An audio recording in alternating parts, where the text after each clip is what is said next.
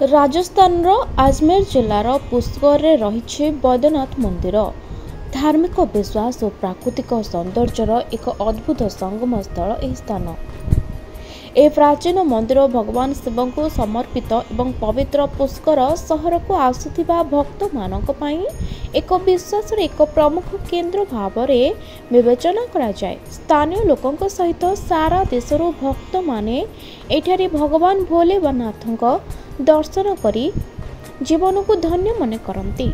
पवित्र पुष्कर नगरी रे अवस्थित यह मंदिर सबुठारु बड़ वैशिष्ट्य हेउछि एहार प्राकृतिक परिवेश।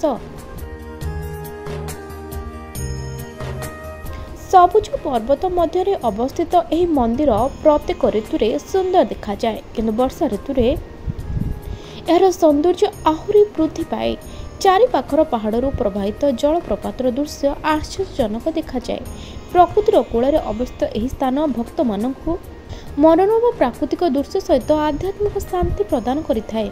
कहुए भगवान ब्रह्मा यहाँ स्थापन करथिले। एठारे स्थापित शिवलिंग बहुत प्राचीन एवं यह भगवान ब्रह्मा समय सहित जड़ित बोली विश्वास करा जाए। आहरी विश्वास करा जाए जेतेबेले ब्रह्मा सारा ब्रह्मांड सृष्टि पाई पुष्कर महायज्ञ करथिले, सेतेबेले यज्ञ को सुरक्षा देबा पाई पुष्कर चारिपाखरे शिवलिंग स्थापन करथिले, जहा द्वारा महादेव उपस्थिति रे कौनसी नकारात्मक शक्ति से यज्ञ को विचलित कर पारिबा नहीं।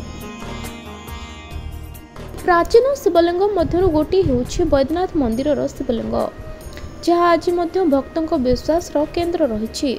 विश्वास करा जाए जे एठारे बाबा बैद्यनाथ केवल विश्वास पाणीपात्र सहित भक्तों को सबकिछि दियंती, जहाँपाई से एक इच्छा नहीं आसिछंती। प्राकृतिक सौंदर्य, आध्यात्मिक परिवेश एवं पौराणिक महत्वर संगम पुष्कर बैद्यनाथ मंदिर को एक अनन्य तीर्थस्थल करिथाए, जे कि एठाकु आसे भगवान शिव कृपा एवं प्रकृतिर अद्भुत सौंदर्य अनुभव करिथाए एवं निज हृदय अविस्मरणीय स्मृति नहीं फेरी थाए।